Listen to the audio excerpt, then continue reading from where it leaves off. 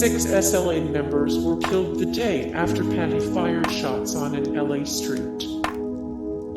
The FBI manhunt to rescue Patty Hearst quickly turned into a search for the SLA with Patty as its newest member.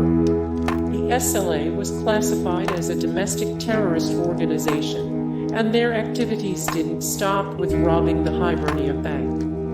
A month after the robbery, on May 16, 1974, Patty Hearst was spotted again in Los Angeles. But she didn't look like a victim. She fired a gun on a crowded street outside a sporting goods store. Luckily, no one was injured.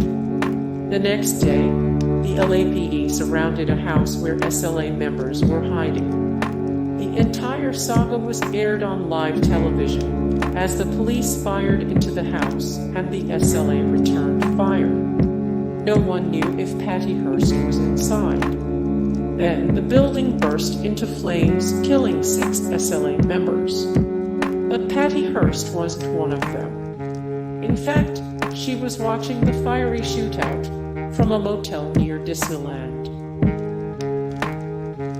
Patty carried a gun into a bank, but was she guilty? That's how Patty Hearst found herself in the Hibernia Bank holding a machine gun on April 15, 1974. The SLA needed money, and they needed to show off their newest recruit, the high-profile heiress. In bank surveillance cameras, Hearst was shown clearly holding a rifle. During the robbery, DeFries shot 2 people before successfully making off with more than 0. But was Patty guilty? In her autobiography, she wrote, "I sensed that I had, in fact, crossed over some sharp line of demarcation. For me, suddenly it became plain. There was no turning back."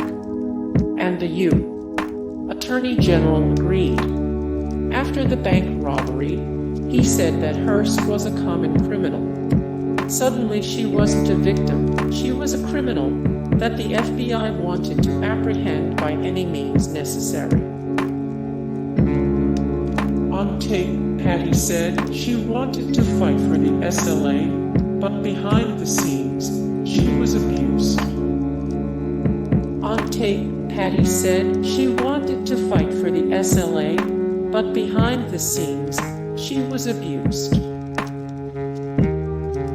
The leader of the SLA told Patty to join them or die. Patty's kidnappers told her that both her family and the FBI abandoned her. Patty's kidnappers told her that both her family and the FBI abandoned her. Patty was kidnapped because of her rich and powerful grandfather. Patty was kidnapped because of her rich and powerful grandfather. Patty was blindfolded and kept in a closet for weeks. Patty was blindfolded and kept in a closet for weeks. Patty Hearst's kidnapping shocked the nation until her turn as a bank robber shocked them even more. Patty Hearst, heiress to the enormous Hearst publishing fortune, was violently kidnapped on February 4, 1974. The kidnappers knocked on her door around 9 o'clock before they burst in with guns drawn. They grabbed Patty, a 19-year-old college student, and beat up her fiancé. Finally, they threw Patty into the trunk of their car and drove off. Patty Hearst's kidnapping became one of the biggest news stories of the 1970s. In the 2 years that followed, she appeared on the cover of Newsweek 7 times. And Patty's kidnapping was only the beginning. Soon her kidnappers were sending recorded messages to the media, demanding millions of dollars for her release.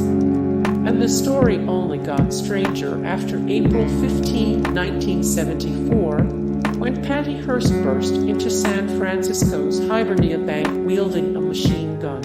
Hey guys, thank you so much for the support and likes and comments down below, and also thank you so much for watching, and I look forward to see you in the next video. Then take care, bye.